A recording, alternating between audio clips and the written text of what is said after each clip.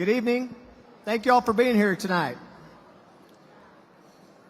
We're ready to get started. We want to roll on time, so we're going to go ahead and get started right now. My name is Robert Giovanetti. On behalf of Texas Tech Athletics, I want to welcome you to our favorite weekend of the year, and that's the Hall of Fame and Ring of Honor celebration that we're starting tonight. It'll conclude tomorrow. We will have all of our Hall of Fame honorees and Hall of Honor honoree recognized in between the first and second quarter. And then we also have a Ring of Honor ceremony tomorrow at halftime. So we're excited to get started. I want to answer a question that a lot of you asked and a lot of you are probably thinking about as we get started. I cannot get you a Patrick Mahomes autograph this weekend, but I can make you a sweet deal on a Matt Miller autograph. Where's Matt? He can. All right, Matt, I got Matt's NIL deal working for him. So we're ready to get started tonight. We've got a great class. We have 8 members of this class that range from born overseas, played overseas, 2 guys that were heroes and legends right here in Lubbock, and now they're back. We've got a Baylor Bear. We can't hold that against him, that he's going to be wearing the wrong colors tomorrow, but tonight he's all about the red and black. And we've got a true trailblazer, and we're going to honor maybe one of the most iconic and memorable figures in Texas Tech history. So we're really excited about all that. But before we get started, please welcome Bobby Dagnall from First Baptist Church, and he's going to come up here and deliver the invocation.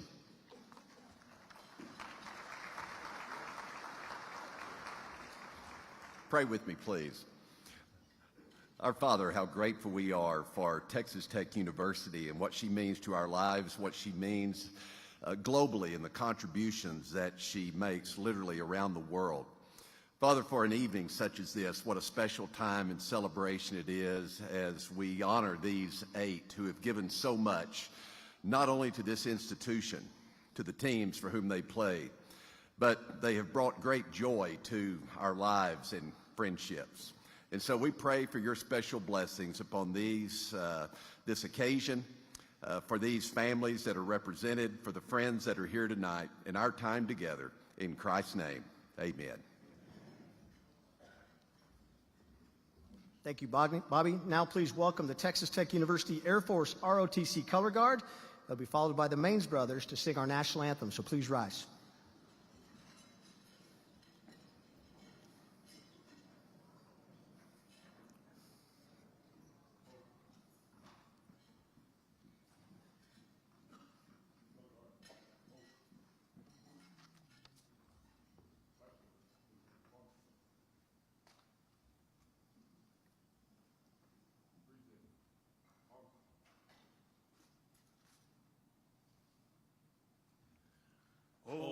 Say, can you see by the dawn's early light what so proudly we hailed at the twilight's last gleaming, whose broad stripes and bright stars through the perilous fight o'er the ramparts we watched were so gallantly streaming, and the rocket's red glare, the bombs bursting in air, gave proof through the night that our flag was still there.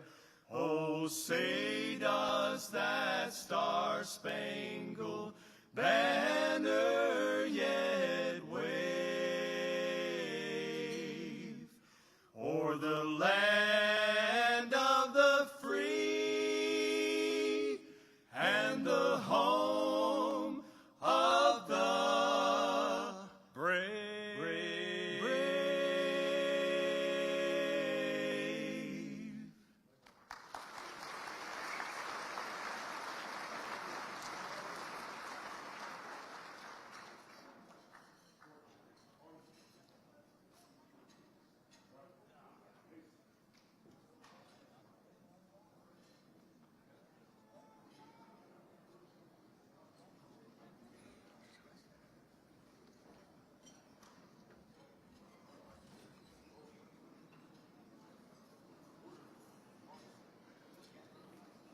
Thank you again to the ROTC.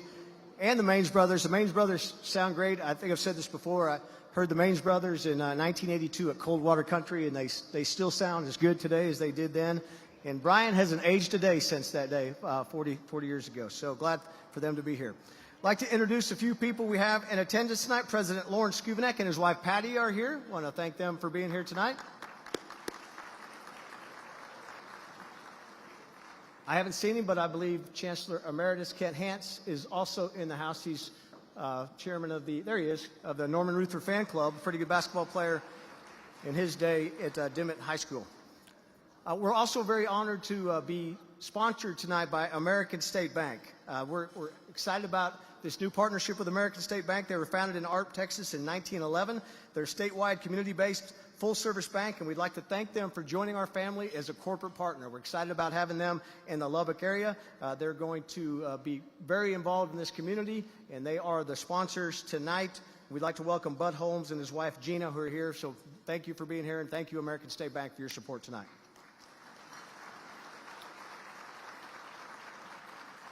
We mentioned Patrick Mahomes. He's part of this class as well. He can't be here tonight, but he'll be here tomorrow also for the Ring of Honor ceremony. The Ring of Honor was the brainchild of Kirby Hocutt when he came here to begin his tenure at the helm as the athletic director of Texas Tech University. We're very pleased to have Kirby as our athletic director, and I know he's excited about this week, and we're going to turn it over to him and say a few words. Kirby Hocutt. Thank you, Robert. Good evening. It's great to see everyone. Thank you for being here. This is one of the largest crowds that we've had in recent history for a Hall of Fame banquet and induction ceremony. I had the opportunity to be with our inductees today at lunch, and as I shared with them, our utmost congratulations on receiving this honor of induction into the Texas Tech Athletic Hall of Fame. It is the highest accolade, the highest honor that we could bestow upon each of you. And again, I want to tell each of the inductees, thank you.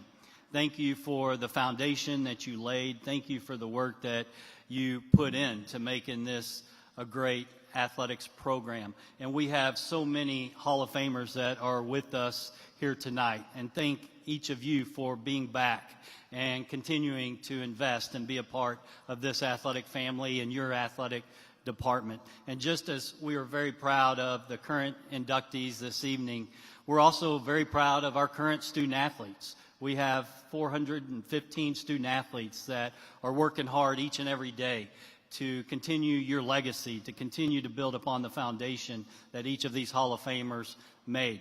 And I'm very proud of each of the head coaches that I get to work alongside with each day, and many of them are here with us this evening, and I appreciate the work that they do to mold and to educate and to grow young people to be future leaders and Hall of Famers in this great organization, but also in our society.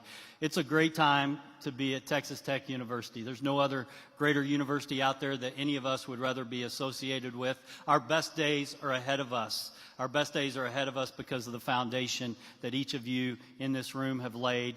And to the Hall of Famers, on behalf of President Skuvenek, on behalf of our student athletes and our athletic department staff, we extend our most humble congratulations, sincere appreciation for all that you did for the Texas Tech Red Raiders, and thank you for continuing to be a part of this family, and we look forward to celebrating this highest honor and distinction with each of you this evening and tomorrow. Thank y'all. Wreck 'em.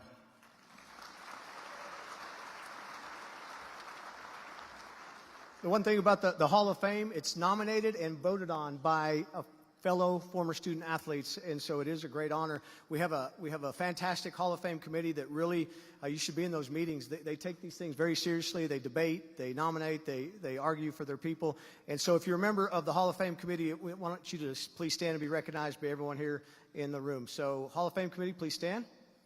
There you go.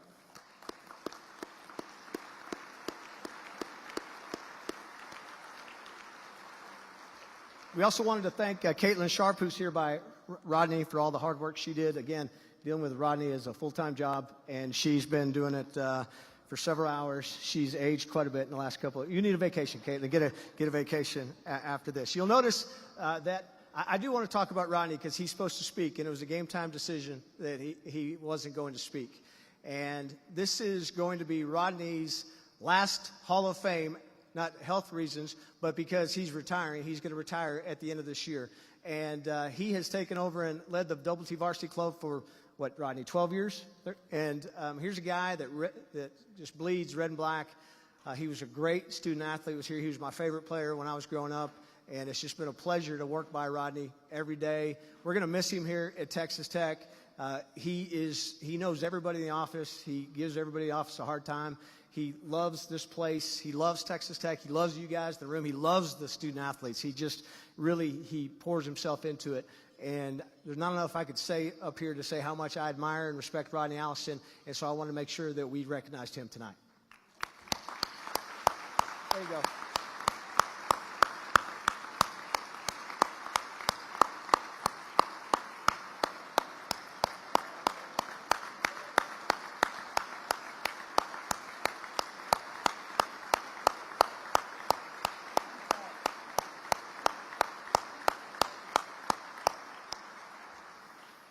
Andrea, Tyree, and I got into, and Rodney and I got in a scuffle the other day. Rodney yelled at us, and Andrea and I were talking afterwards, and she said, okay, everything's fine. And I said, we're going to miss Rodney. And she said, yeah, it's going to be hard to believe Rodney's leaving after this year, but he is great to work with, so thank you again, Rodney. You notice people around the room have their medallion around the neck. For some reason, we only let you wear it once a year, and we break it out once a year, so it's very valuable. The people that get them tonight, we will make sure you'll learn. You can't leave. Matt, don't try to leave with your medallion. You'll learn that you cannot leave with. We've got ways of tracking that thing down.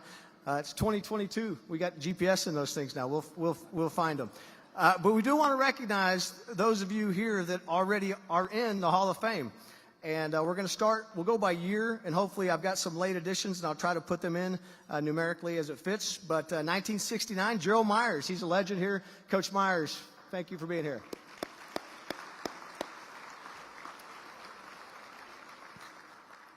(1978), Donnie Anderson. Donnie is also in the Ring of Honor, so Donnie Anderson, welcome.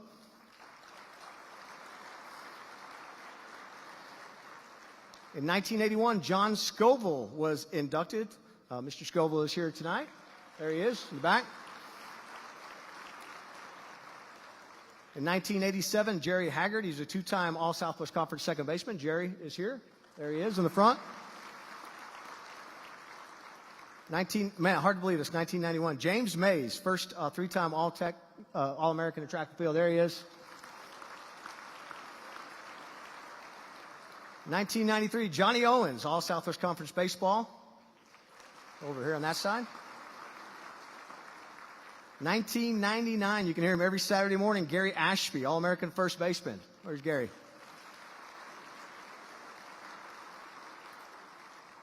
Also 1999, Curtis Jordan, a two-time All-Southwest Conference defensive back.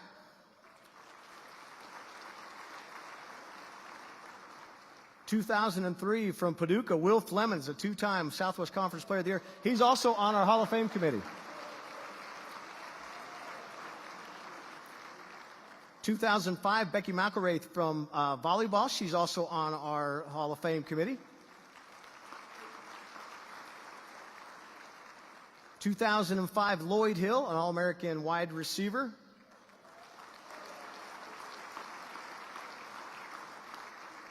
2006, Tracy Thompson-Free, a women's golfer. She's here tonight. There she is, right there. 2007, another Lubbock product, Ron Reeves. Got a lot of Lubbock guys here. 2009, Jerry Turner, All-Southwest Conference Center.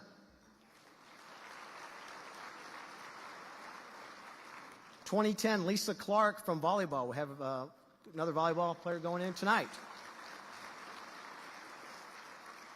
2011, Richard Little, two-time All-Southwest Conference guard in basketball. 2013, Larry Gilbert, two-time All-Southwest Conference football player.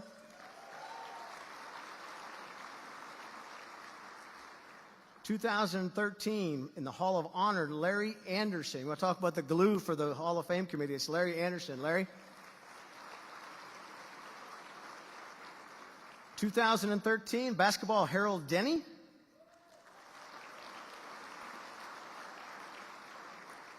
2014, Larry Isaac, two-time All-Southwest Conference running back, played with Rodney. 2015, Tate Randall, a two-time All-Southwest Conference safety. Tate, your big hat on. 2015 Hall of Honor honoree Ken Murray. He served at Texas Tech for 24 years. Where's Ken? There he is. 2018 Ed Mooney, played football here. I know Ed's here. I saw him outside.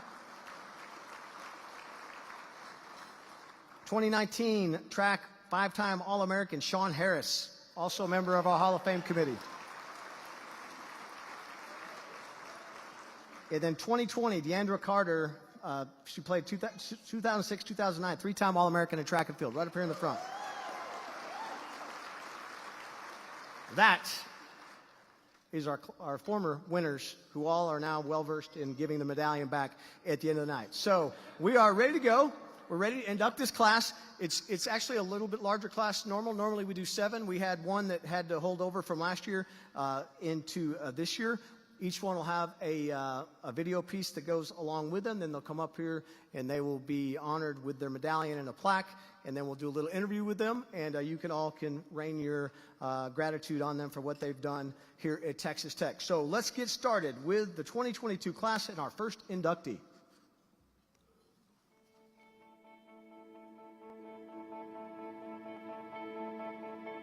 He is under center, back to pass, looking right.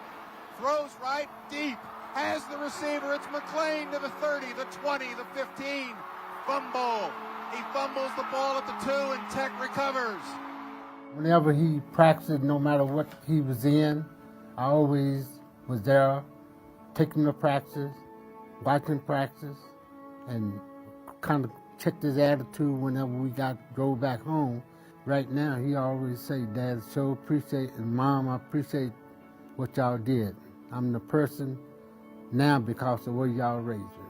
When Kevin first got to campus there in '98, I was just coming out of my little, kind of ordeal while I was off and on of campus, and I remember as soon as I got back, there was a lot of people talking about, a young safety that we had from locally from Lubbock, and he had that tenacity that you could tell that you needed to play safety, and you could tell he had it at a young age, and just really getting a chance to meet him and to see his work ethic. I absolutely love Kevin Curtis. I got to work with him at that school in Waco, and I thought he was just an incredible professional.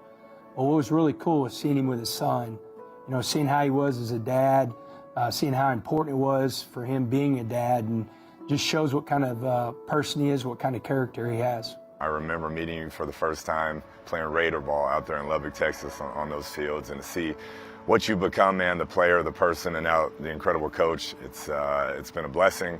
You're an amazing friend and son and husband, and just couldn't be prouder of you and all the things you've accomplished. So enjoy it, man, and take it easy on those Red Raiders. Somebody like you that puts everything into the game, into the art of it, the preparation, the running, the lifting, the studying, the film. Not everybody knows how to do that, and that was something that you could do. You could put everything together, and that's what made you above the rest. And that's what took you to the next level. Kevin, congratulations, and we love you, and we are so proud of you. We are so proud to be your parents. All the hard work that you put into your career is paying off. And with God's blessing, we pray that you continue. Congratulations, Kevin Curtis, on being inducted into the Texas Tech Athletics Hall of Fame. Here to present the Hall of Fame medallion to Kevin is his dad, Charles.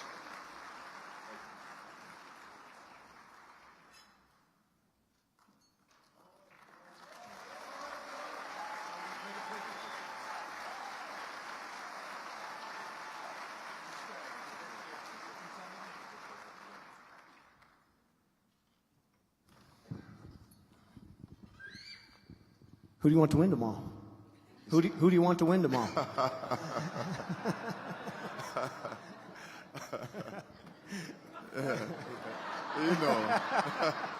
Hey, I'm sorry, but It's my job.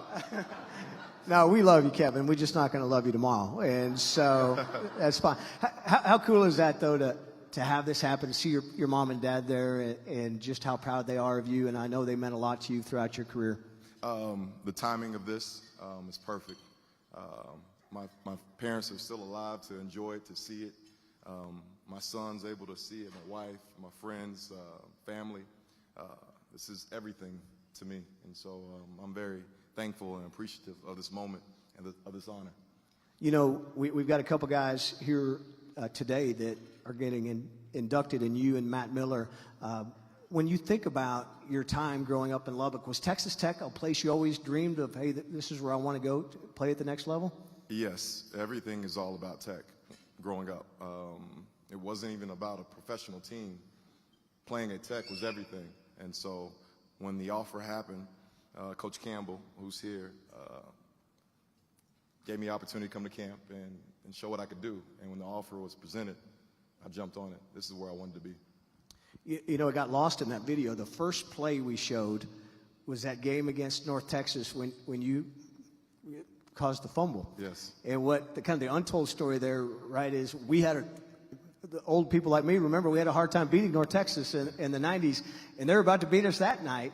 Yes. And then you caused that fumble, and so I think probably Mike Leach was your biggest fan too, because I think he didn't want to hear about losing to North Texas as well. But was that kind of something you prided yourself on, being a big playmaker like that? Well, you know what? I saw that play being made in the Sugar Bowl. I think a guy named George Teague, Alabama, came behind the receiver and ripped the ball out. And it's funny how the whole play is going. I'm like, I'm about to punch the ball out. But the way he was angled out, I had to pull him and twerk him in, and so make sure the ball goes in. So it's funny as you're running and you're thinking about all those things and knocking the ball out and saving the victory for us. So it was a great moment. It was a huge play. You talked about your son. How much has that changed your life? I've heard Joey talk about seeing you as a dad. How much has that changed your perspective on things? It puts everything in its right, proper place.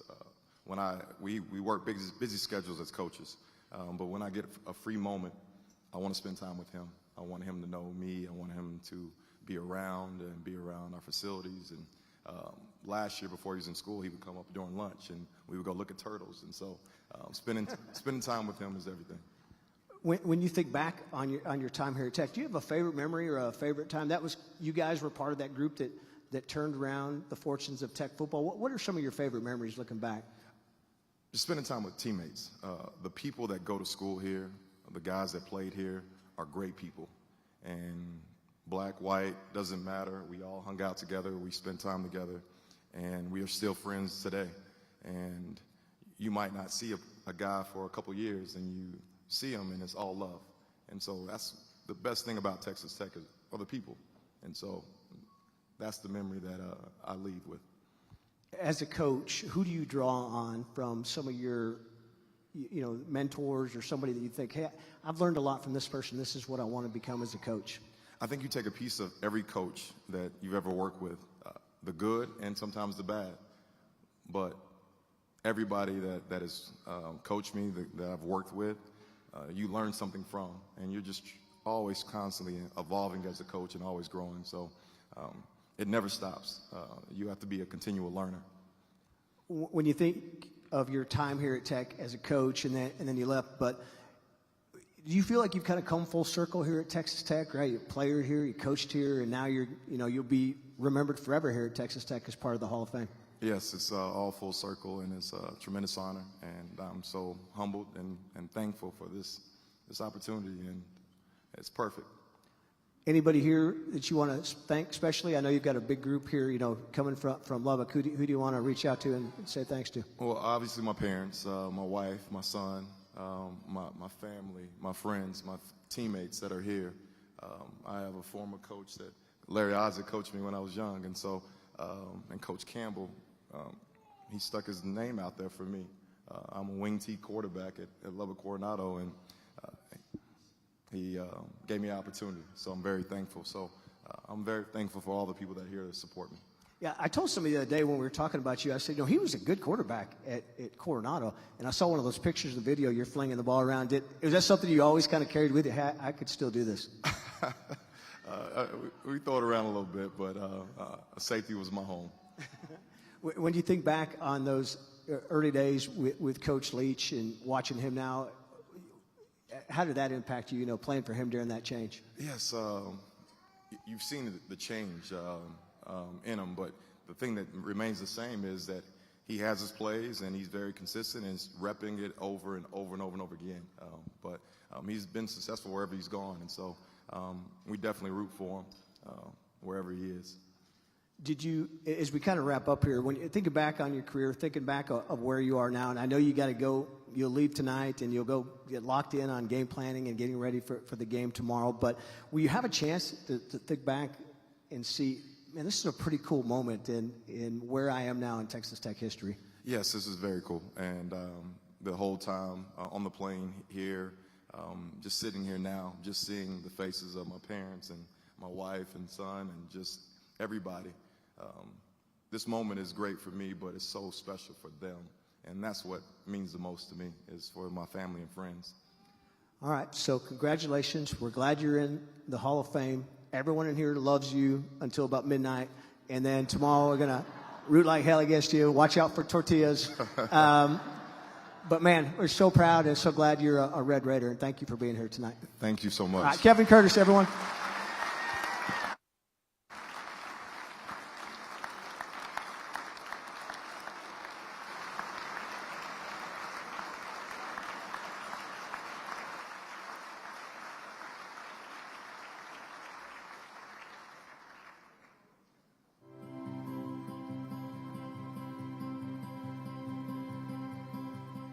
One of the things that I remember most about Oscar was his competitive fire. You never really had to wonder whether or not he hit a good or bad shot, because he kind of wore his emotions on his sleeves, which I think any great athlete that excels at their sport, they really have that competitive fire. And the way that Oscar showed it was sometimes took it out on a wedge or two, but it was always entertaining, and he's just again a phenomenal player. Well, he was the first team All-American that we've ever had in our program, so I think that in of itself is just a tremendous accomplishment. Oscar meant the world to this program because we've also been able to parlay his success and bring other Swedish players in, like Ludwig, who obviously won the Ben Hogan Award. So he really precipitated a lot of this program's success, specifically within Sweden and in that area. So we've really, really couldn't have done it without him, not only on the golf course, but just from a recruiting standpoint, what he's meant to open the doors to his home country. We're extremely proud and we're really happy to be here. He's very excited about it, and it's so exciting to get to see where, well, he grew up, or what you could say. To me, Oscar wasn't just a great golfer. Oscar's always been a really great friend and a person to be around off the course. He's one of the funniest guys I know. Probably won't do it for you tonight, but he does have a fantastic rendition of the Swedish national anthem. I think most of our team can actually still sing that as well. So anyways, Oscar, I'm sorry I couldn't be there tonight. I really wish I could. I'm so proud of you. I'm glad that you'll be in the Texas Tech Hall of Fame forever, and I wish you all the best. Go Tech. I've always been really proud of you, Oscar. I still am proud of you, no matter how good at golf you are nowadays. This induction into the Texas Tech Hall of Fame is a huge honor. You should be as proud as I am, which I'm sure you are. So from here in the dark and cold Sweden, huge congratulations. I hope the night is wonderful, and I'll see you when you get back home. Bye-bye.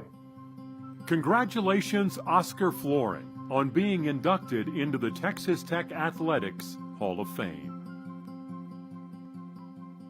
Here to present the Hall of Fame medallion to Oscar is his coach, Greg Sands.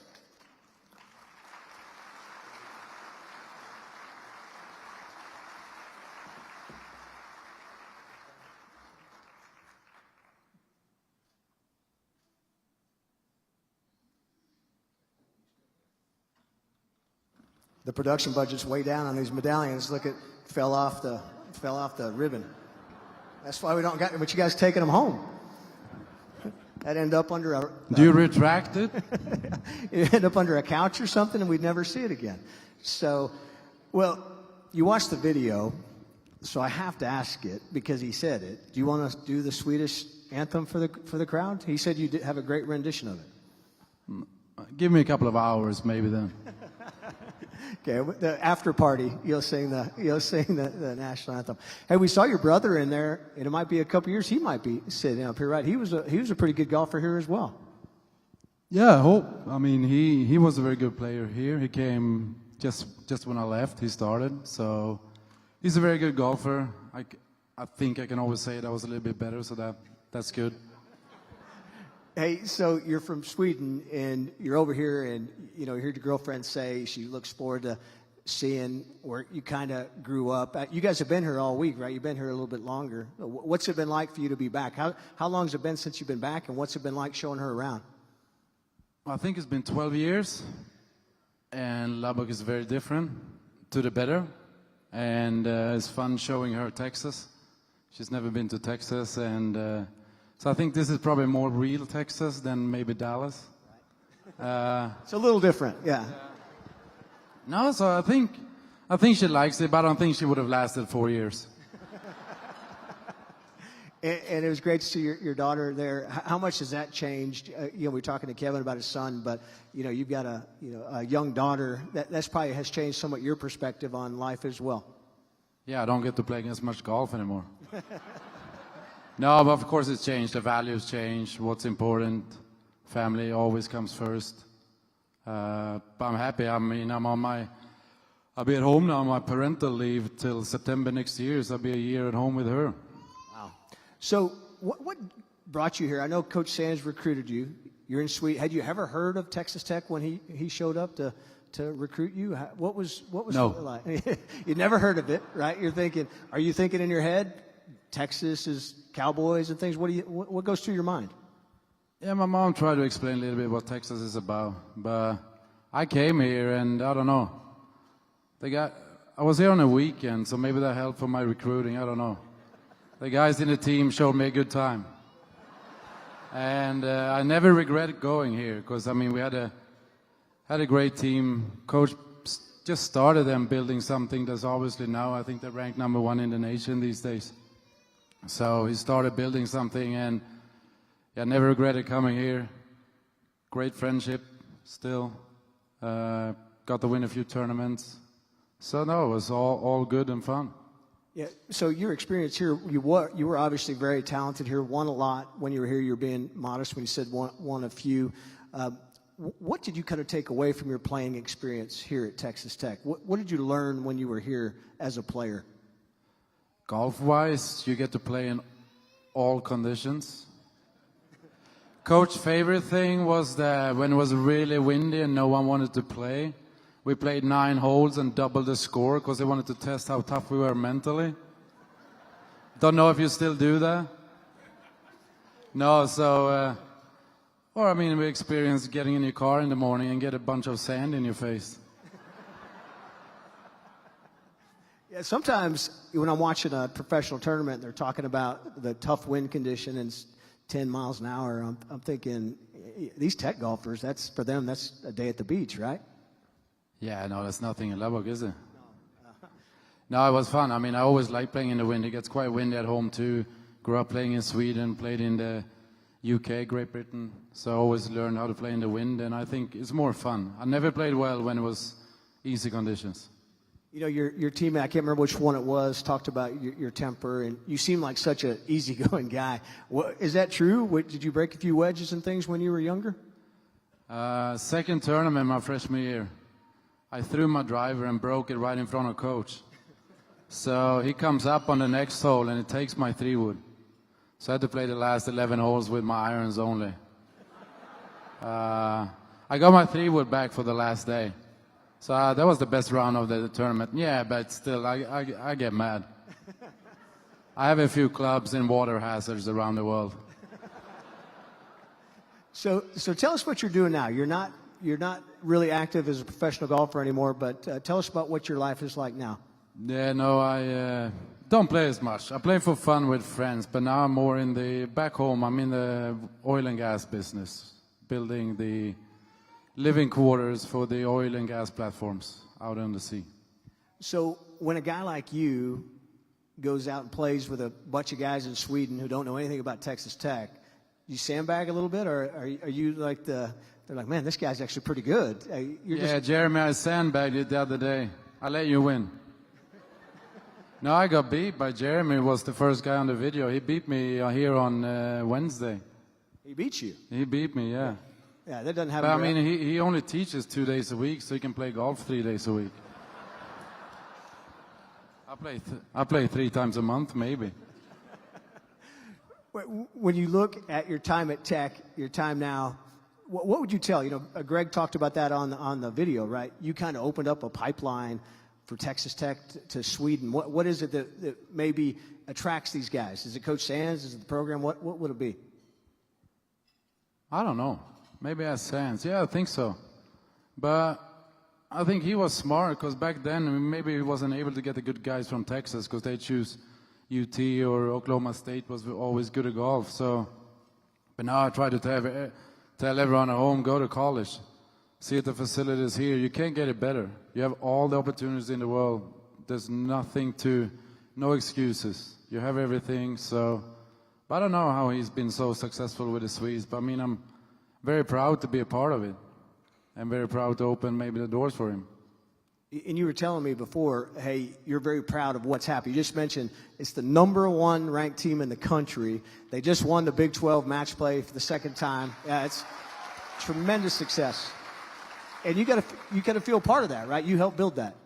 Yeah, I do a little bit. I mean, I'm happy I'm not out playing with Ludwig, because he would beat me easily. No, but they built something special, and I think it's good.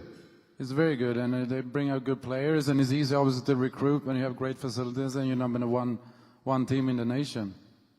So yeah, it's amazing. It's fun to see. Still follow every week how they do. I want to ask you, you live in Sweden now. You get the phone call from, I guess, did Rodney call and tell you you were in the Hall of Fame? Did it surprise you? I mean, how much are you even thinking about something like that? Well, it popped up in my mind every now and then, like a few years ago. You see it on Twitter. I haven't thought about it much, but maybe eventually it's my turn. And when I got the text message from Rodney, it obviously made me very proud and happy. And I think the first message was to Coach to probably say, thank you, you made it possible. And then my girlfriend probably got more excited than me, because yeah, let's go see Texas for a few weeks. So now, but so obviously very, very proud. And I mean, Texas Tech will always have a special place in my heart and my life, because it was four amazing years, 4 fun years. These guys sitting here, we played a lot of golf, had a lot of fun. So yeah, it'll always be a special place to me, this one. Well, we're glad you came back. Hope it's not 12 years before you come back again. But again, congratulations, Oscar Floren. Thank you very much. Thank you.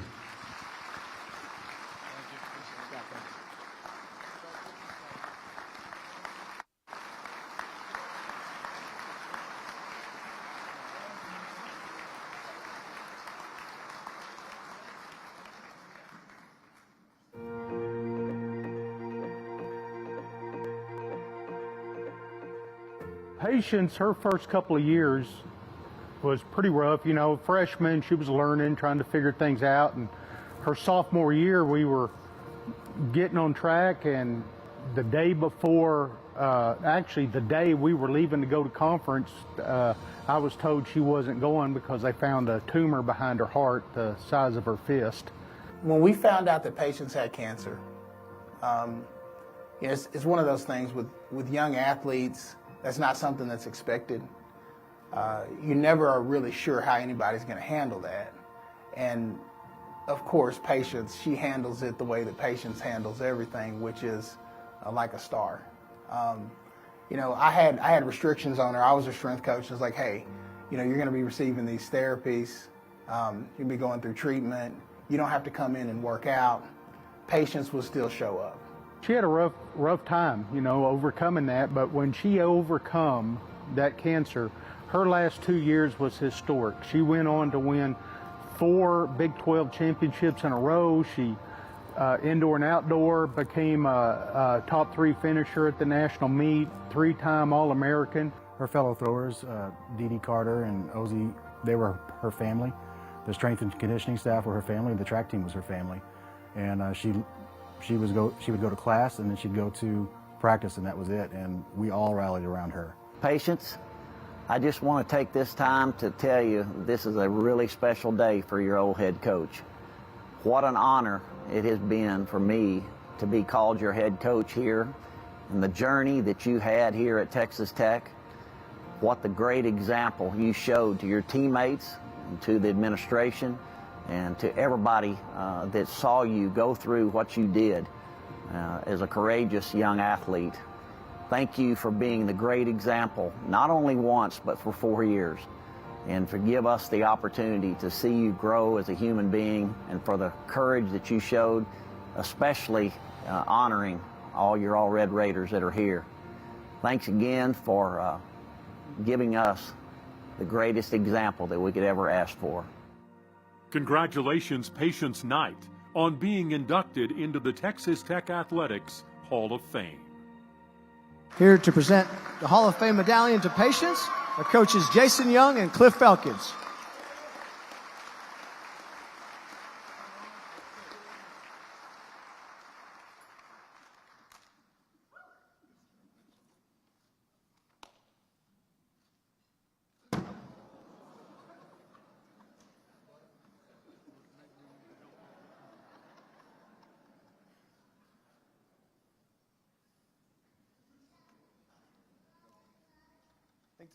I think this is my 12th.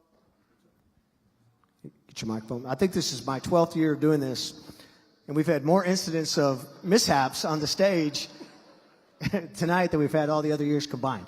So you almost hit your foot. Are you okay? You've been through worse. Oh, no, You've been through a lot worse. Patience, tell us about this table. It's the loudest table here tonight.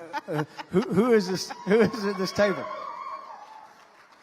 What's going on there? Who's at the table? Oh, that's my family right there, Yeah. like all of them. And like y'all said, Ozzie and Dee Dee are right there beside me. Yeah. And I have 2 other tables of my other family that's here in Lubbock. Appreciate y'all for all coming, from my church and from your community. So lots of support. I asked Patience before. I said, hey, who do you want to thank? And she said, you don't have enough time in the program to thank enough people. But we're so proud of you and happy to have you here. And it's just, when you watch the video, and we've had people say, oh, I was homesick, had this happen, I had an injury of some sort.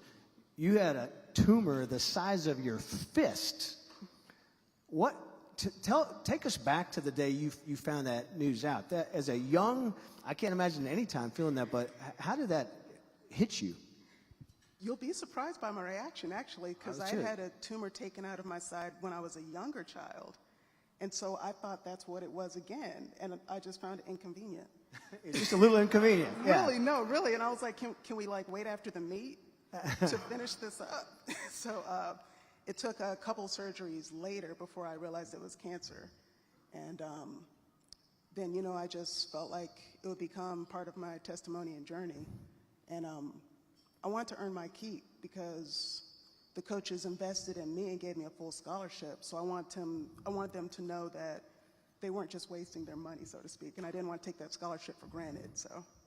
Wow, I mean, it's just amazing. So there's never a time where you felt like, this is it, I got to stop competing. You just felt like this was a setback. Never, no. Everyone I talk to about you talks about your tenacity, your hard work, your incredible smile. Is that what got you through all that? Oh, through the cancer? Yeah. My family, I have a village here, a village of people that were supporting me, especially Todd Faison. He would take me to all of my treatments.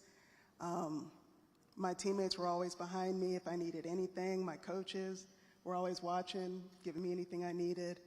My church family. So I had support from everywhere to help me through all that. So it doesn't seem that hard when you have that many people helping you. You were telling me you grew up a military brat, so you were all over the place. Did that help you a little bit as far as when you come to a new place, you're used to adapting to new people and meeting new people? Definitely, yeah, because we moved every 4 or 5 years. So the nice thing was I actually met Ozzy when we came here for a recruiting trip, and we became sisters that night.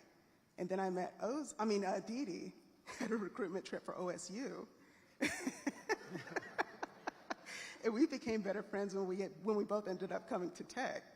So it was an easier adjustment, already having friends before you come here. Well, and you think about that. You talk about that group. Mm-hmm. That's an accomplished group. You guys were a great team, right? Did you kind of push each other? Oh, definitely. We were Three Musketeers, and we're all competitive for our sport. So I might throw discus, but that's Dee Dee's thing, so she's going to win. And same thing for shot put. No, we're not touching that. And there was no sense in us trying to go against Ozzy. Hammer throw was just hers. Just her deal, yeah. Yes. So, on your rehab and coming back, did you come back faster than you thought you might? Did it take about the amount of time you thought to get back to where you wanted to be competitive? I never really thought about it, actually. It was just one of those keep to my normal routine, keep on going, get well. And so as soon as I was cleared from cancer, I was excited. It was like, okay, let's push this full throttle. Yeah, and again, had a lot of trophies and medals to show for that, including now the one around your neck right now. But when you look back on that, does that help you in your life now, just all the adversity that you maybe overcame at a very young age? I'm not sure. I don't think about it terribly often. It's just another part of my life. You grow from each of those events, and it becomes a part of who you are. So you just keep going, and when you have other events like that, you know what you've been through, and it kind of helps to continue to strengthen you. Now, you're very successful now outside of competing. Tell us about what you're doing in your life now and where you are. I work for Alabama A&M University, which was nice. I got to stay in my field. I graduated from here with a dual degree in range and wildlife management. So I work there in their forestry department as a forestry research technician and a field coordinator. So for the last 12 years, that's what I've been doing, working out in the forest, doing forest ecology research. And your health has been good, you said, right? You've said. Oh, yes. Yeah, you've said, and that's the most important thing. How, you seem like family there with your former teammates and plus your family. How often do you stay in touch with them and keep in contact? I know you said also, Coach Felkins was a big reason you came here, and do you still stay in touch with all those people? I stay in touch mostly with Ozzy and Dee Dee. I've called Coach Felkins a time or two before, and it's one of those, even when you talk to them, if it's been a while, it doesn't feel like it's been that long, and you kind of start where you ended off. It's the same thing, too. We've talked about this. There's a great thread running through here, the successful programs we have now at Texas Tech. Does it give you some pride seeing what Texas Tech track and field continues to do even after you guys have left? Oh, definitely. I mean, we're jealous about the new things they have now that we didn't get. You did it. Right. Yeah, you walked to school in the snow, and now they've got this big fancy SPC to work with. Right, with the cafe and everything in there and the nice new arena and everything. So, yeah, I like to comfort myself by saying we helped to build that so that they can enjoy it. Coach Kitley, he lit up when we told him that you were getting in, and we saw him on the video, but he's really built something here, and you have to have some pride of ownership too, right? That we were part of some of the early stages of that. Oh, definitely, and I mean, we just did the best we can. We're competitive. We wanted to do our best for our team and for ourselves, so it's great that they could continue on the tradition and keep building up on the program. Well, we're so glad you could be here tonight. We're so glad you're healthy. You've really had quite a battle. You're an inspiration to all of us, and we're so proud you're a Red Raider, and congratulations, Patience, on being inducted in the Hall of Fame. Thank you so much. All right, Patience night, everyone.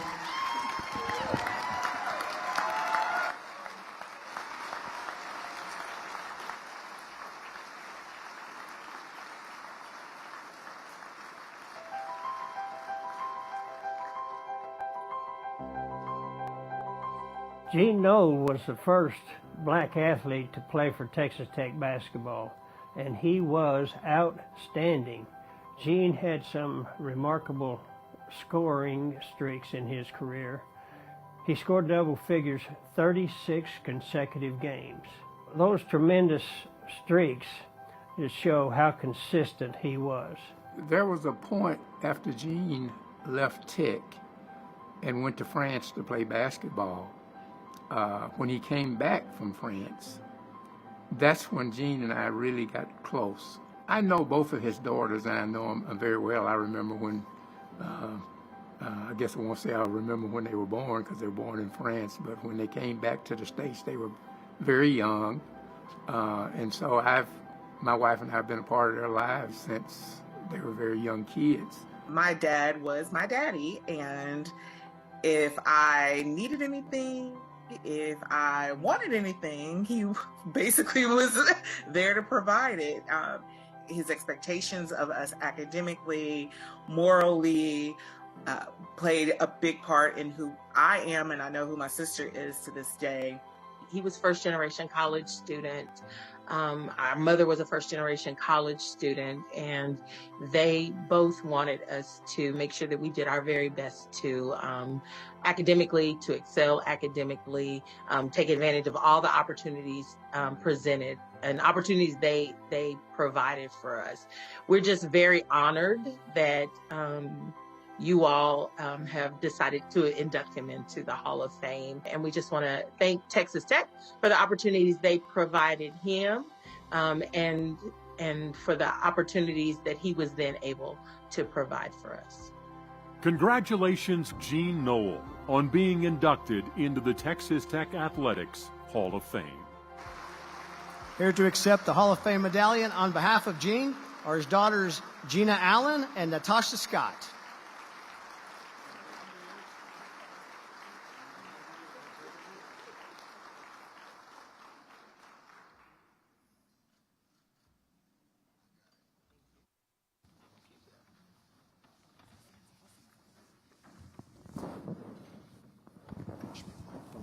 Your seat, each of you, it's like being on Oprah. You have a little prize in your seat. It's a microphone.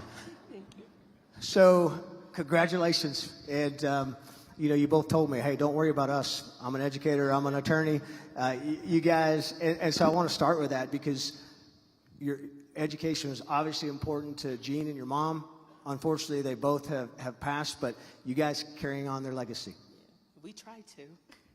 So talk about the importance that they gave you, that, hey, education is important to us. Oh, yeah. So our dad, both of our parents, being first-generation college students, just really were grateful for the opportunities they had to come to Texas Tech. He was the first black basketball player here, but he was in a cadre of students. I think black students hadn't been on campus very long. My mother, I think she said that there were 23 black students when she came in 1968.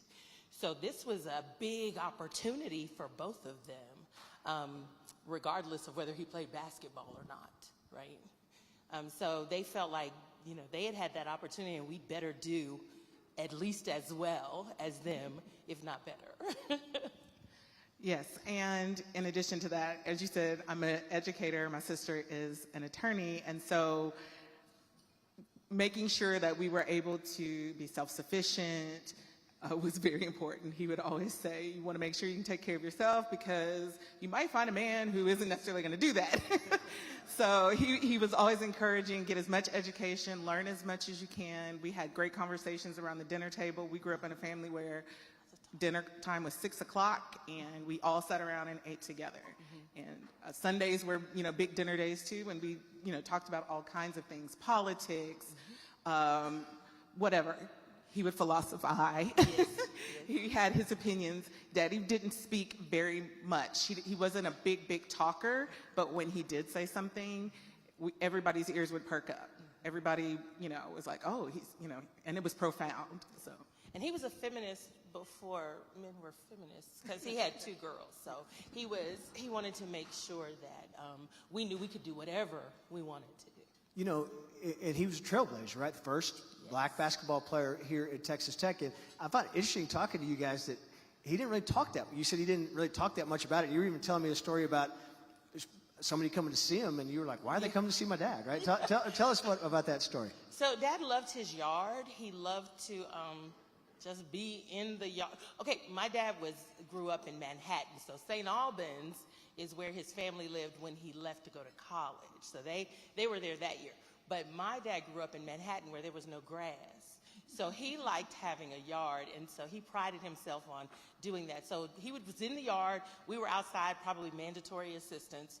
And there was a gentleman who started walking up the street towards us. We didn't know this man. We knew our neighbors. We didn't know him. Turns out he was a new person in the neighborhood, and somebody told him Gene Knolle lived in that house. And so he walked around the corner up to our house so he could see Gene Knolle and was excited, and we didn't know why was he so excited to see, the man in his, outdoor cutting grass clothes. And I mean, they talked for a really long time, but he was very excited to see him. And that was kind of a little bit of, like, we had little peeps into, peeks into how monumental his basketball career was, but he didn't talk about that. I actually attended Texas Tech my freshman year of college in 1992, and Quincy White, who was on the video, and his wife Ruby, they took care of me. But this weekend I moved in, I'll never forget, they're like, we're having a get-together, Gene has to come. And I'm like, what? Where come for what? So I actually went to the little dinner party that someone was having, and everybody was all over him. I'm like, what in the world is going on here? He was just daddy. That was just it. This is my dad. But when he would come to Lubbock, he was big stuff. Yeah. I was a music major here at Tech, and the weekend I performed, he came in and he was big stuff. Yeah. So it was like, wait a minute, no, it's about me, not you. So he was a very humble person.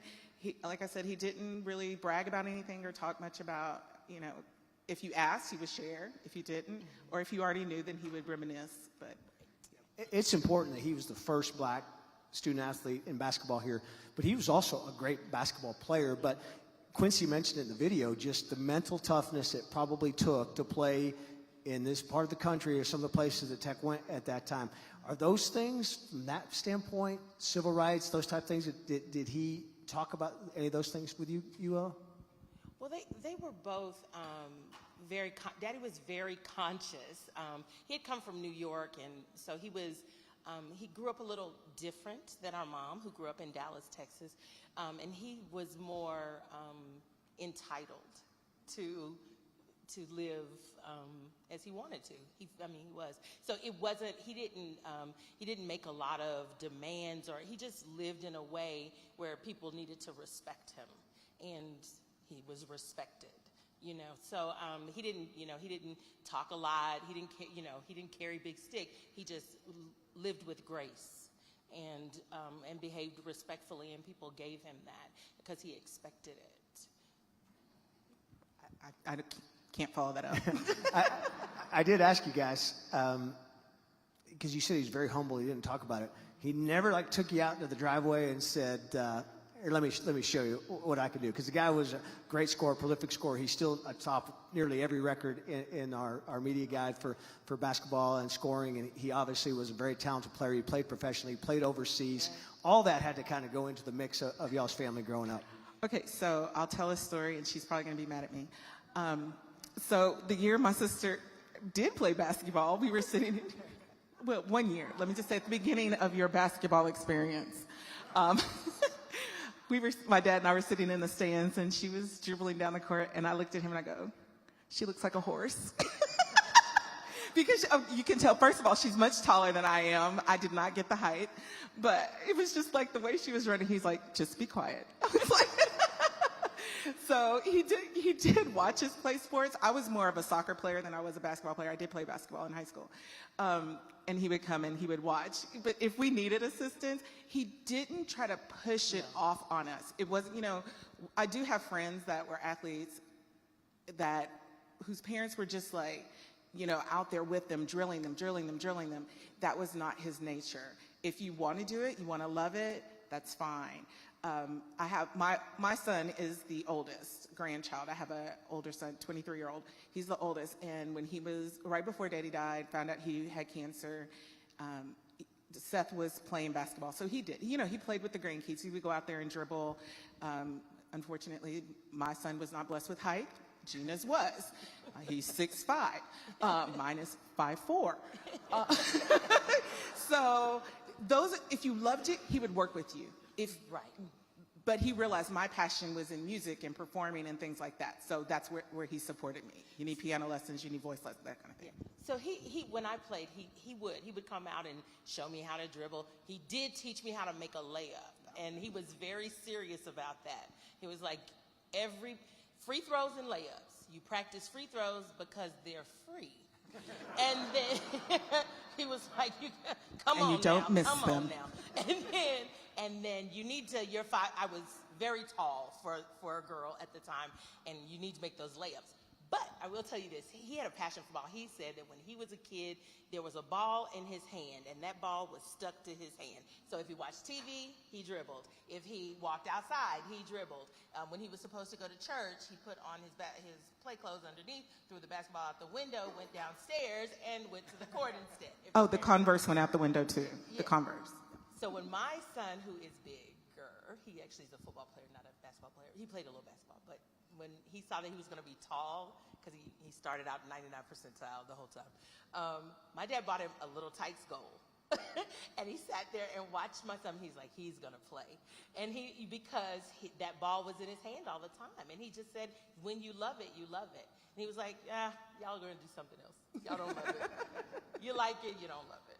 Well, it looks like things worked out well for you guys, even without worked out basketball. fine. We are all so glad that New Yorker from Manhattan ended up here in Texas, and I know lived the rest of his life in the Metroplex and raised you guys there. And we're proud that he is a part of Texas Tech and Texas Tech history, and we're proud that you guys are here tonight. Thank you again for being here tonight. So Thank you. Thank you. Gene Knowles. Thank you.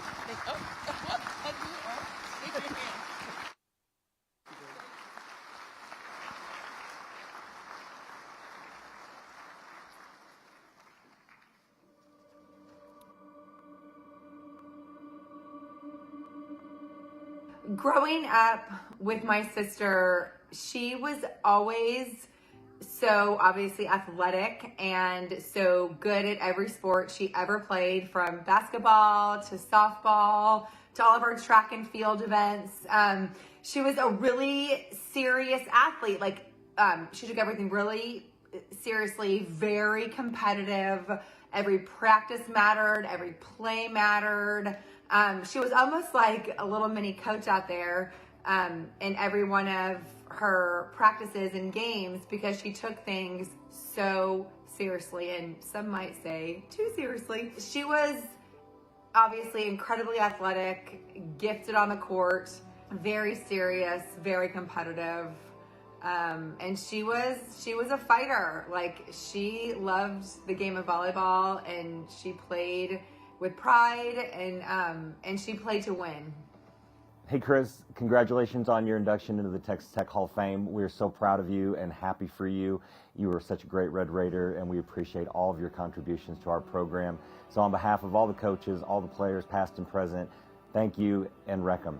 Hi Chris, I wish I could be there today to tell you how happy I am and to express my congratulations on this fine honor of your induction into the Texas Tech Hall of Fame. It brought back memories of your recruitment days during high school and of your recruiting trip to Texas Tech. I know you had several other trips, but you came back from this one very excited. You liked the school, the facilities, the girls. You said that everything seemed to fit. At Tech, you worked hard, you played hard, and you studied hard. And it was a great experience for your 4 years there, and I know you loved it. And I want to thank the school for the fine education they gave you.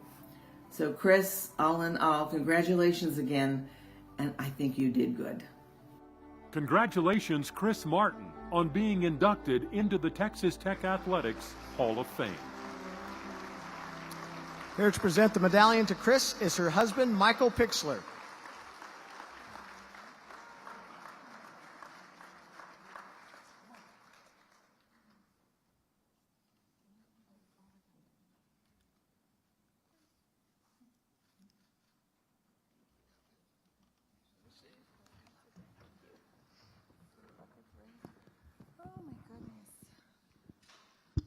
Hello. Congratulations. Thank you. This is over the moon, an amazing honor. I heard you at the end of that video just go, ah. Did it pull at the heartstrings a little bit? It did. I might even get a little teary-eyed here. Yeah,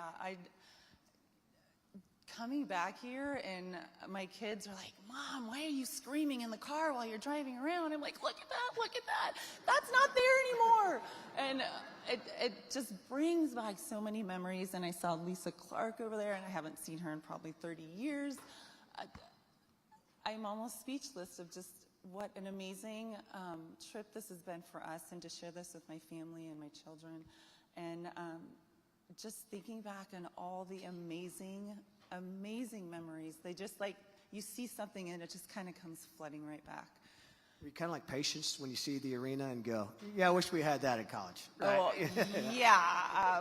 The assistant coaches, I kind of emailed them, and I knew they had a facility, an amazing facility. And so I said, hey, can we get like an inside peek? And I was like, oh, maybe like 30 minutes. We were there for like an hour and a half. And the volleyball facilities just in the basketball across the street, I mean, it's fantastic. It is so state-of-the-art. Where are you guys over there? We were walking around, there you are. We were walking around today just going, wow, this is so incredible. So the opportunities that these guys have, the athletes that are here now, I hope they realize how amazing this is, and hope they make the memories that we made when we were here.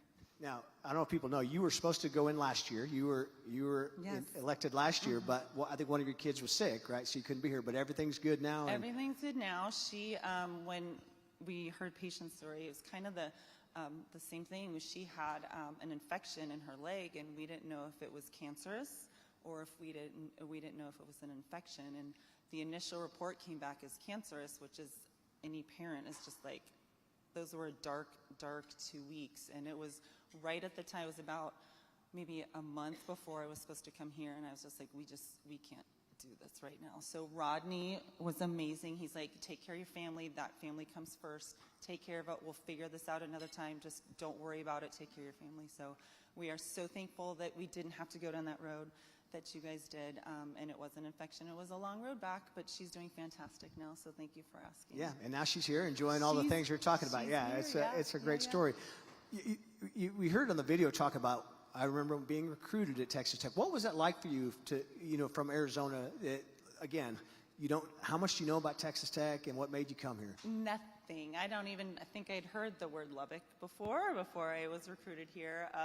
There was a little bit of culture shock coming in here, the big bows, the bow heads, and I was telling my husband about homecoming and like the flowers and the streamers, and I'm like, wait, what is this all? So everything's bigger in Texas. I came to find out, so they go all out. But it feels like home. You're in this town where everybody's so kind and generous, and like they just wrap their arms around you and they just take you into their family. And I knew I made the right decision. I loved every minute. We were on TV. You felt like celebrities here. You're walking in the grocery store and they're like, "Do you play volleyball for Tech?" I'm like, "I do." So it was so. You just feel everybody knows you. You feel like the celebrity. They're kind, and it was just an amazing experience. And so that has to be kind of cool, like you said, coming back, and it's been a long time since you've been back. It's been a long time. And so many changes. Campus has changed, yes. The city has changed, but do you still get that same feel from the community? Oh, absolutely. Just even like meeting everybody at the luncheon today, everybody's just so, hey, how you doing? You sit down and you talk to them, and like we walked around with Patient's family for a long time, and now they're like family. I mean, you get that feeling from everybody here. People here that we see at the lunch are, congratulations, they give you a hug, that warm feeling I just don't think will ever go away. You talked about being on television back when you played, and it's all the time now, right? It's on ESPN Plus all the time. Do you stay in touch? Do you watch? Do you kind of keep interested in what's happening at Texas Tech? We do.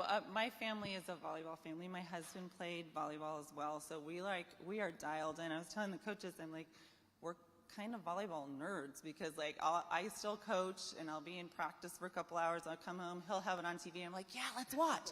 So we're in it all the time. Whenever Tech's on, we try to watch them play as well. Yeah, and again, must be proud. Coach Greystone really has it going on right now. They've had went to the NCAA tournament last year, and he really seems to have turned a corner. And again, you have to feel like I'm part of that. Oh gosh, that's very humbling because you see all these amazing players that have come through. Like I didn't play with Becky, but I knew of her because she was such an amazing player, and Lisa's here, which totally made my weekend. So just knowing that you are part of this amazing history and that hopefully these other players will kind of carry that on and have that special place in their heart too. You'd be happy to know Becky really was like, hey, we got to get this person in the Hall of Fame, right? Thanks, she knew. She knows a good volleyball player when she sees one.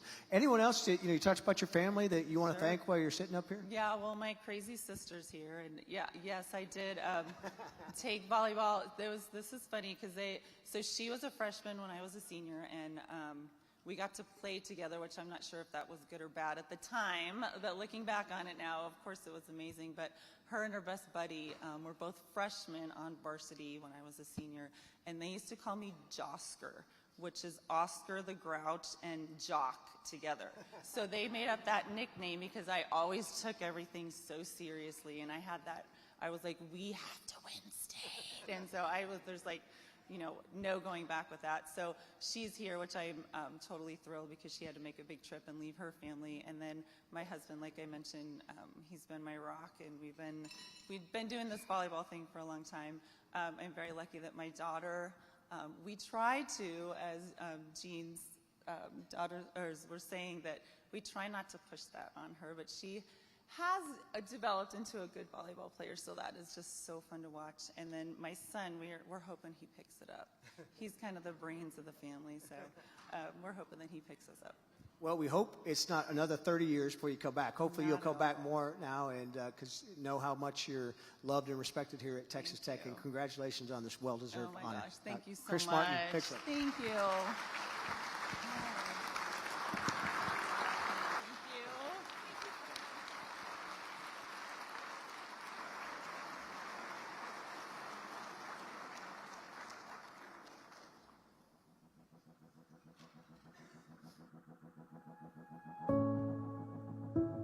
So my first opportunity to meet Coach McVeigh was back in September 1998.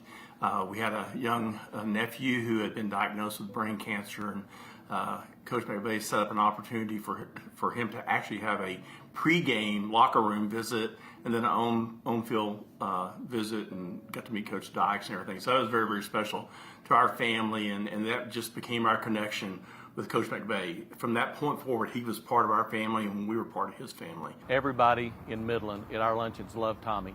He was everything to everybody down there. He wanted to be everybody's best friend, and everybody thought that they were Tommy's best friend, just the way he treated people.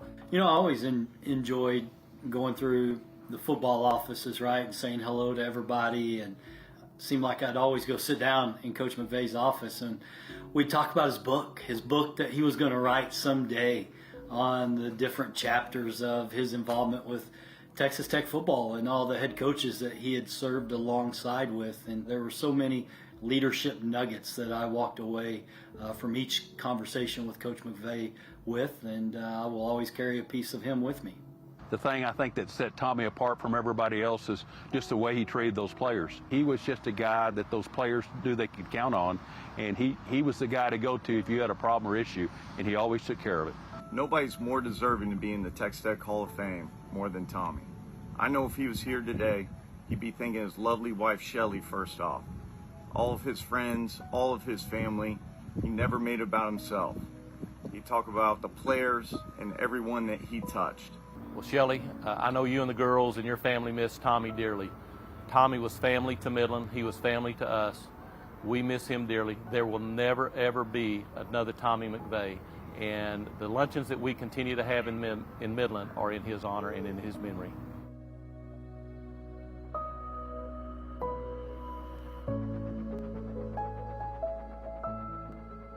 Congratulations, Tommy McVeigh, on being inducted into the Texas Tech Athletics Hall of Honor. Here to accept the Hall of Honor medallion on Tommy's behalf is his wife, Shelley.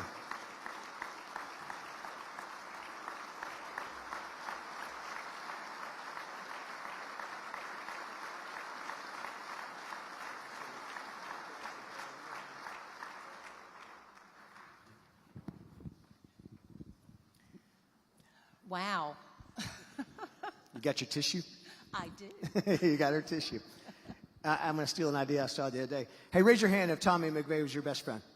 Right? There was a lot of people that Tommy made feel that way. And Tommy's always special to me. Anytime I do something like this, he'd always text me or call me and say, hey, bud, great job. Did a great job. And he meant a lot to so many people. And I know tonight is very special to you and your family. It is. It's really overwhelming. We've had so much love and support since he passed away, and I'm just amazed. His family and the athletic department, Rodney and Kirby and Diane and you and all the coaches have made us feel like we're still Texas Tech athletic family, and you can't imagine how much that means to all of us. I also have to give a very special thanks to his second family, which is the Midland Club. He went there for 23 years, every week during football season and recruiting, and it would usually take a couple of days after he came back from Midland to get him back to a normal person.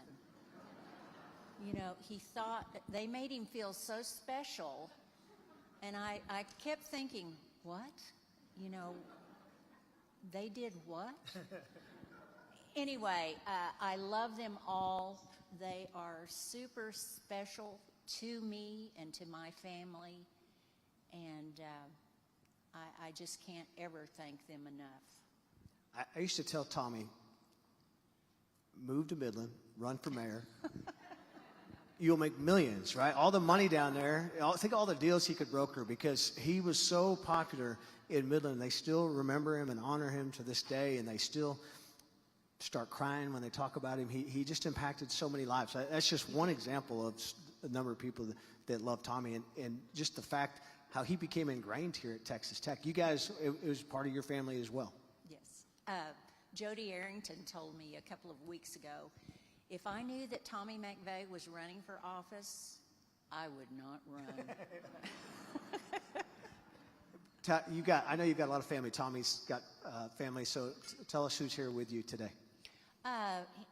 Two of his sisters, Sharon and Carolyn, and Sharon's husband, James, and her son, Jim, then his brother, Mike, and his wife, Nancy.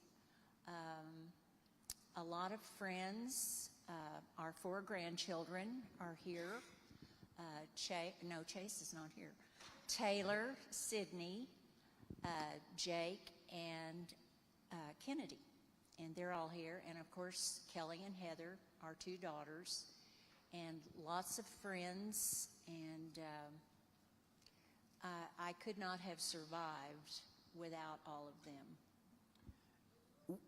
Tommy was so unique in that, again, everyone loved him, and he survived all these coaches. He has a great story, right? He'd gotten out of the coaching business and moved here to run an appliance store of all things, and got to know Rick and Spike Dykes, and Spike put him on the staff. And what kept him going all those years? Because you could tell it was in his blood, right? That I can't imagine what he was like not being involved with it on a day-to-day basis. What was that like for him? He hated every minute. But he probably sold 1 million televisions too, right? Did. Yeah. We had a wonderful business, but it was a kind of a family business. But he hated every minute. We had become friends with the Dykes family, Spike and Sharon, and Rick and Shelley, and Larry and Bebe. And anyway, when the job came open, Tommy had just had surgery, and Spike came in the house and went right back to the bedroom and sat on the side of the bed and offered Tommy the job. And I mean, it was like a miraculous recovery. You know, all of a sudden, he didn't hurt nearly as bad as he thought he did. But, yeah, the Dykes family mean the world to us, and they got him back to where he needed to be, and I'll always remember that. Every coach that has come through that Tommy worked with, he loved. Some more than others, of course. But I think probably one of his greatest accomplishments is the surviving 10 years with Mike Leach. That's a chore. That's 70 in dog years, yes. Exactly, bless his heart. But, you know, it was just you meet a new coach, you meet the new staff, you meet the family, and they're all different, but they all have that same goal and capacity to teach and to love. And Tommy was able to just go along with every one of them. And for him to have been with 5 different coaches and staffs is phenomenal. And I was talking to Dusty Womble one day, and I said something about Tommy loves somebody. And Dusty looked at me and he said, Tommy loved everybody. And I said, no, I've got a list, but anyway. For the most part, yes, he did. Walking through, somebody told me a while ago that they could see him in this room going table to table, just like he always did, and checking on everybody and making sure you were happy and what have you been doing, and I miss you and I love you, and you'd get a hug, you know, and that's just the way he was. Trying to walk through any place, I don't care where we were, I'd turn around and he wouldn't be there. He'd be back over here.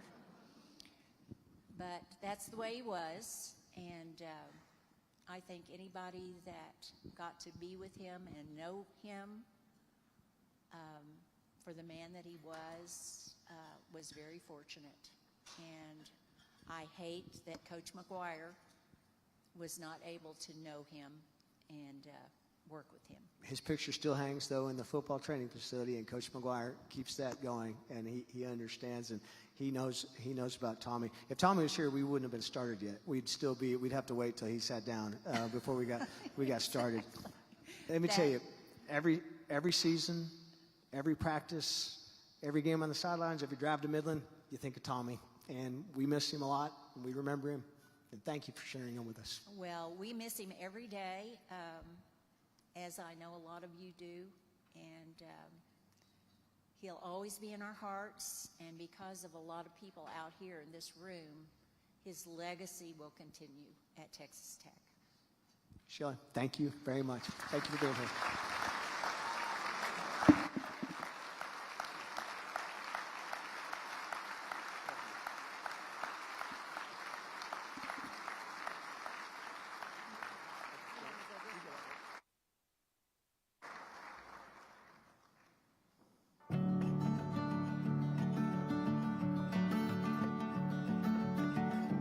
Matt started out in Dixie Little League here in Lubbock, Texas, and ironically, another Hall of Famer here at Tech, Clint Bryant, had his dad ask me if I wanted to be his assistant coach in, I think they were 8 and 9 years old, respectively. So that's when I started getting involved with Matt in baseball, along with Fred and Clint Bryant, and their entire families, for that matter. Well, the thing about Matt is he was a gifted left-handed person to be a pitcher. And he came in here and he could throw strikes. When he was a 10th grader, he could control the fastball and the curveball, and it made him an exceptional pitcher. On the days he was pitching, he had to go to McDonald's, he had to eat at McDonald's, And then he would always listen to Guns N' Roses' Appetite for Destruction. And it didn't matter if we had to walk miles to find the nearest Golden Arches. He had to do it. That was, I think, a routine he started in high school and had success with it and just carried on. That's the thing about baseball players. I mean, whether you call us superstitious or whatever, but I think that we all kind of are looking for that edge, to help make us successful, a mental edge, really. And so, yeah, this is one of the things that he did, and it always cracked me up. When you consider the first time I got to see him, he was a 140-pound junior varsity pitcher at Monterey High School to end up pitching in the big leagues. That is some kind of a story.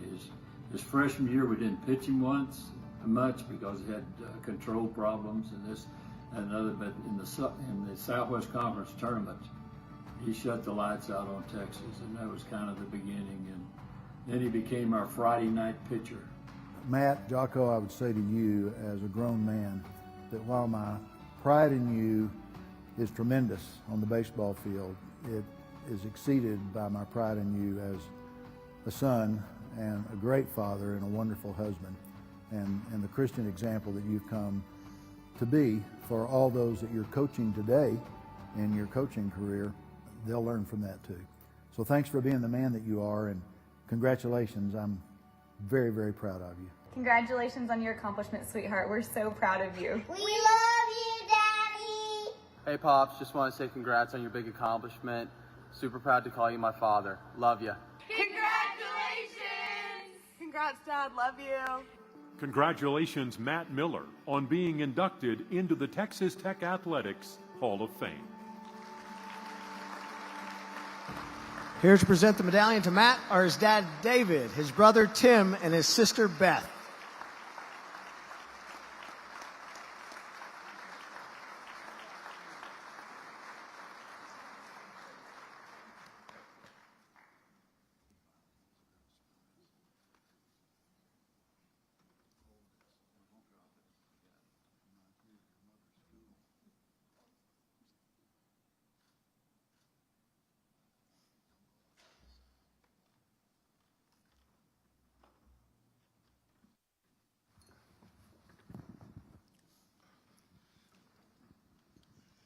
I figured this is where I could take my break because you don't need me here for this. I'll take it from here. People don't know is Matt and I called the golden years of Texas Tech baseball together for about 3 years. Yeah. You and I did play-by-play in color for Tech baseball and got to know each other at that time. And I'm so proud and happy for you. Been waiting for this, waiting to retire till I can do this with you tonight. So congratulations. It's got to be a cool thing for you to sit here and be a part of this. This is everything. This is the pinnacle for a guy that grew up in this town and rooted for all the different teams in every sport. And the fact that I got to put on the uniform, the fact that I got to play in front of my parents and grandparents and people that you grew up in front of, this was the ultimate to me. So to have to wait a few extra years to get in, this is it. Like I'm so excited right now. I'm so excited. Yeah, I mean, you're a true Red Raider. You'll text me during basketball, football, all those, baseball now, and so it's got to be cool for you to grow up in Lubbock, be a part of this. I told him not to steal this from me because I wanted him to ask this. When we were on the road in baseball, you get a lot of time together, bus time and other times. So I'd ask you about your experience in the big leagues, and I said, "What was your best moment?" And you said the first time you were throwing in the bullpen, and looking up and seeing your dad. And so talk about that, just how much your dad has meant to you as a player. Everybody made it for my first weekend up in the big leagues. And they barely, their flight was delayed, and I was a reliever, so I got pulled in the 6th inning, and they had just barely made it to their seats. And that was so indicative of, at the drop of a hat, that they would come across the country for a big game or a big event. And that's how it was at our house. Dad didn't miss. Mom didn't miss. Tim and Beth didn't miss. And the reason I wanted my dad and my brother and my sister up here with me to present, and it's been a common theme for all these great athletes that have come up here, the support system that's behind them. Nobody gets on this stage because they were great or they did it by themselves. And so Dad was always a basketball coach and my Little League coach and disciplinarian. poor Beth has gone to more basketball and baseball games than any little sister deserves to. And Tim and I playing wiffle ball in the front yard hour after hour. He was Eric Davis and I was Ken Griffey Jr. And that's what we did. We were just little kids. And so I look up there at that guy and just go, I'm still that 12-year-old on 80th Street that gets to be Ken Griffey Jr. Watching your video, two legends, Bobby Magel, Larry Hayes, but I know a lot of coaches have helped put you in this seat as well. Yeah, absolutely. It started at Monterey. Vic Self, Steve Gomez were my basketball coaches, and taught me discipline and how to be classy and how to treat other people well. Travis Walden was my pitching coach at Monterey and is still the single greatest mechanics coach I've ever had. He's a massive influence on how I deliver the ball. Coach Magel taught me how to win. He taught me how to be incredibly disciplined. He taught me to hate losing. In fact, I think to this day that I despise losing more than I enjoy winning. And then Coach Hayes, unbelievable, taught me how to be a gentleman while I was at Tech. And then my pitching coach at Tech, Frank Anderson, taught me how to compete and be mean and accept nothing less than absolutely getting after it every time out there. And so those 6 guys shaped me as a ball player, just like my mom and dad shaped me at the house.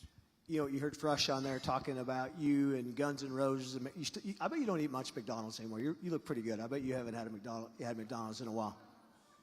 2 days ago, the McRib was back. So I didn't know the McRib was back. So I had a McRib 2 days ago. My best friend from high school is here, Chris Shuffield. So I played basketball and baseball at Monterey. Shuff was just baseball, and our third best friend was a guy named Steve Spiegelberg, who played soccer. And we had an agreement with each other that whenever it was game day for any of us, we would go to McDonald's. So we had off-campus lunch, and so we would head east down 50th Street to 50th and U to that McDonald's right there. And there was a sweet lady named Mary that took care of us probably, 150 days of our senior year. So that is not an exaggeration from Jimmy about McDonald's. But, hearing about Frush in those years, how great were those teams in the 90s that you were part of, and you just got so close to Omaha? 95 was my sophomore year. It was the first year that we had ever made a regional. We were the #1 seed at Wichita State. And we go through, we kill Providence, we beat Arkansas. We then beat Stanford. And then Stanford comes back out of the loser's bracket. And all we have to do is beat them once. And we lose 2-1 and 5-6 and didn't get to go to Omaha. And then the next year we hosted, and it was when we lost to USC in 12 or 13 innings, and that was how my career ended. I think there's 4 of us now in the Hall of Fame from just those first 2 teams, the 95 and 96 team. And in 95 we won the conference tournament, we won conference regular season, and we were loaded. And so, the way Frank and Larry worked together, good cop, bad cop, I guess you can probably guess which one was which if any of you guys were around the program. It was masterful, and they were just really good at getting good players on campus and then to completely buy into what we were doing. You mentioned your dad and your brother and your sister.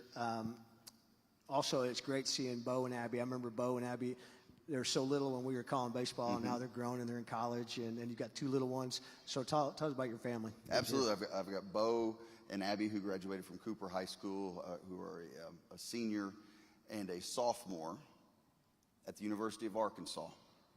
And let me tell you why. They understood growing up there was 2 places on this planet that you will not go to. And I didn't quite make enough money and stay in the big leagues long enough to do a whole lot of out-of-state tuition. And so they are off at Arkansas.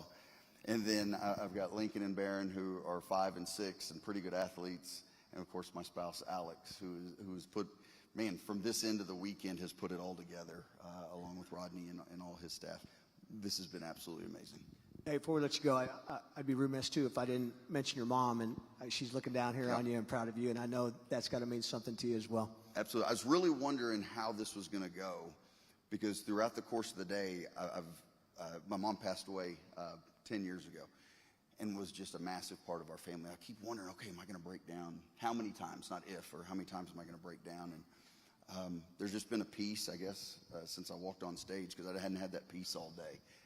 It's kind of one of those fun memories. When the tears come, they're not really tears of sadness as much as tears of appreciation, gratitude. I'm so grateful to be a Lubbock kid that went to Waters Elementary and Atkins Junior High and Monterey High School and had a mom and dad that were Red Raiders and a wife that's a Red Raider, and get to be up here on this stage with these people who are significantly better athletes and more successful than I ever have been. This is my ultimate dream as a Red Raider. And to Coach Myers, who I was a ball boy for in 85, 86, and 87, I am a Red Raider and always will be. Matt Miller, everybody. Congratulations, Matty. Love you. Thank you.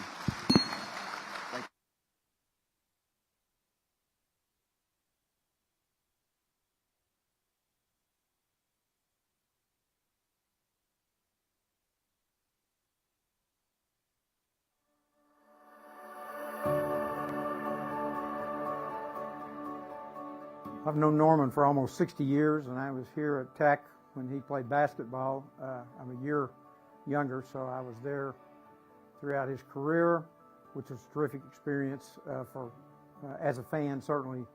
He asked no quarter, he gave no quarter. It was 100% all the time, all the way. I was a student when he was here. He was a good friend of mine and was a guy that was a tough competitor. I mean, when it came to getting a rebound, he did what was necessary to get that rebound. Actually, being from Brownfield, I grew up watching Norman play and Dub Malace, and that was just such a great era for basketball. Actually, my junior high coach is Glenn Hallam, and so I heard a lot of stories about Norman and how tough he was and consistent. Just what just a consistent guy that just fought every possession and every game, and so a lot of admiration for that team, and I'm just so elated that Norman's getting the due recognition to be in the Hall of Fame. My name is Melissa Olmgren, and I have the unique honor of calling Norman Ruther my dad. As is for many kids, my dad was my hero growing up. He was always larger than life, literally and figuratively, and he still is. I have always looked up to my dad and been so proud of who he is and what he has accomplished in his lifetime. As such, I was completely over the moon when I heard the news about this very special recognition.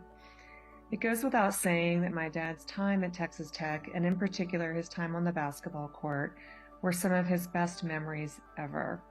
He talks about experiences and friends and teammates from those years all of the time.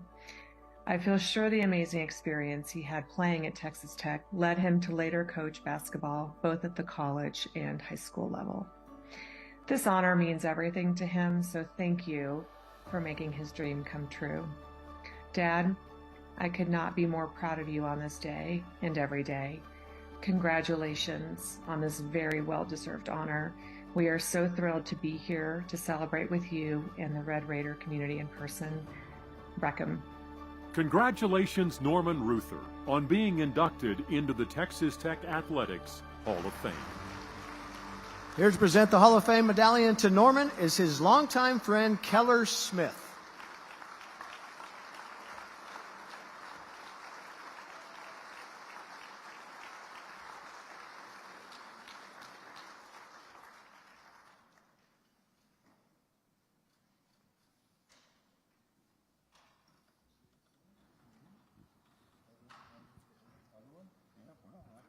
Well, you could have said that. We're okay. We can adjust. Congratulations. It's got to be great. Thank you. Thank you. I was with Rodney when he called you, and when you, I got to hear your and Matt's call, and you were exuberant, and you said, "Hey, besides my marriage and the birth of my daughter, this is the greatest day of my life." Still feel that way? Yes, I do. You know, there have been a lot of great things that have happened to me. I've been a very lucky individual all my life. But the three greatest things have been the birth of my daughter, the marriage to my wife, and this right here.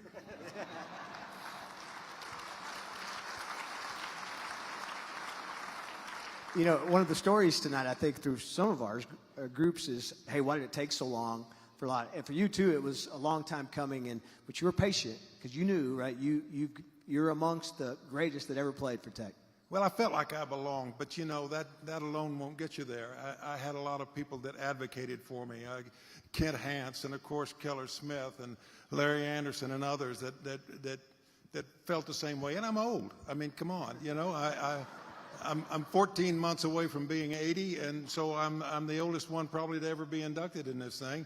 And I was afraid that my time had passed, but it all came to pass, and I'm thrilled. Chancellor Hance can be pretty persuasive when he wants to be, right? Ken Hance. Do what? Chancellor Hance can be pretty persuasive when he wants to be. Oh, yes. Yeah, he gets things done. I don't think people realize sometimes, and you were a great player, and you hear those numbers, but those teams you played on in the 60s, they're maybe some of the best Texas Tech teams of all time. Well, you know, I'm biased, but there's a school of thought that would tell you that our 65 team was one of the best ever. And I think the proof of that really is the fact that we're the only team now in Texas Tech history that has our coach in the Hall of Honor, Coach Gibson, and 3 players in the Hall of Fame. That speaks volumes about that team. Harold Denny, here tonight, is one of my teammates. Of course, Dub Malace, who has passed, but he's in the Ring of Honor, for heaven's sake. But we were quite good. What made that team so good when you look at it? Was there a closeness to that group? I mean, what were the roles there on that team you think made you guys so good? We were competitors. Glenn Hallam is here tonight. He was on that team. He and I fought like banshees every day at practice. We fought hard. But when the game started, when they threw the ball up, we were the best of teammates. We had one goal in mind, and that was to beat the thunder out of whoever we were playing. You heard on there about Hance talked about your just tenacity to get a rebound. Is that something you took a lot of pride in? I mean, because you could score. A lot of times the scorers don't want to do the dirty work, but you seemed like you wanted to do both. Well, hey, I was on a team where Dub Malace is one of the all-time scorers ever. Harold Denny and our stats are almost exactly the same. So it wasn't like we were a one-trick pony of any kind. We were a great team, and we played together, and we had a good coach. We scored about 86 points a game in 1965, which even now is a lot. And back then it was really a lot. So. What was it like there in the Coliseum in those years? You read a lot of stories about just how raucous and people waiting outside. What was it like? It was wonderful. The Coliseum, we packed it every home game, and most of the time we would have the auditorium, which was next door to it, packed, and it would be on closed circuit television there. So we enjoyed some of the best crowds ever. What was your journey like to get to Texas Tech? How did you get here? What was the tipping point? Getting to Texas Tech, first of all, I had some heroes. One of them's here tonight, Roger Hennig. He was on the 61 and 62 championship team back-to-back. Those guys, Delray Mounts and Harold Hudgens and Snake and Mac Percival, those guys were heroes of mine. So they were very good. And they won back-to-back championships, and I wanted to be on a good team. And so that had a whole lot to do with getting me here to Texas Tech. The second reason I came was my sister came out here, and she was Tech's best recruiter. She insisted. She got to know the coaches and told them, you got to come get my brother. And she's one of the reasons I'm here. We don't have enough time for you to talk about all your friends that are here, but I know you have a lot of friends and family here. Do you want to, everywhere I looked, we saw Keller Smith. He's got his name on about half the tables in here, so we know he's a big supporter of yours, but who's here supporting you tonight? Well, of course, my wife and my daughter, and my brother-in-law, and my grandson, and just a lot of family, and then a whole bunch of fraternity brothers and friends from school. We're all old. I don't know how they all got here. I appreciate them more than they can imagine, because they came out in force, and it's just it's such a thrill to see them and have them here. As you think about this and now your career, what does Texas Tech mean to you? I am a Red Raider for life. When I make a commitment, it runs deep, and I made the commitment here. I didn't always do it the right way. I was somewhat of a rebel. I was mean, tough, played hard, and not always by the rules, I don't guess. But the fact of the matter is, I loved this place, and I loved everything about it. The friendships I've made here, the fraternity brothers, the other friendships that I've had for a lifetime now, mean everything to me. And I'm still in contact with all of those people. And Texas Tech is the glue. Texas Tech is the common ground for all of that. Well, we're so glad. Maybe it took too long, but we're so glad this night got here. Norman, congratulations. Norman Ruther, everyone, Hall of Fame. Thank you. Thank you.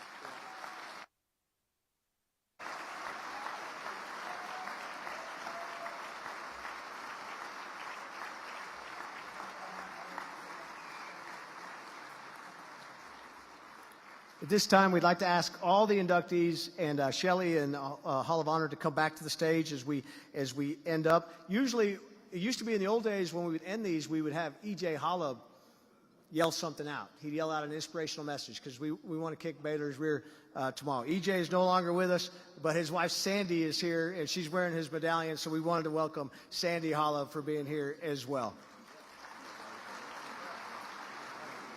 And do want to remind you, come out to the game tomorrow between the first and second quarter. We'll have all these people on the field, and we will recognize them. And for those of you in attendance who are wearing a medallion, please return that to a Double T Varsity Club officer. Thank you so much for being with us. What a great stage of Red Raiders. Glad to be a part of it. Glad you could be a part of it.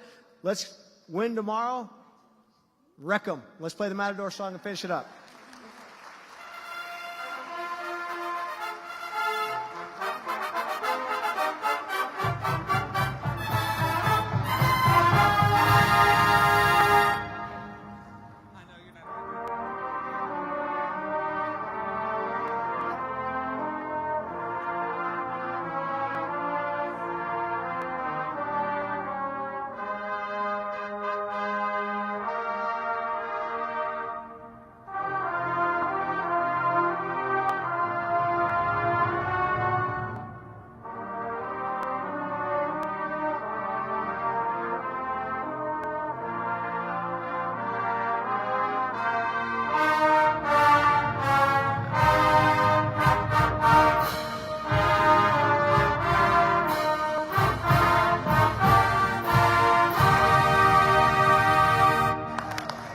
Thank you for coming. Good night.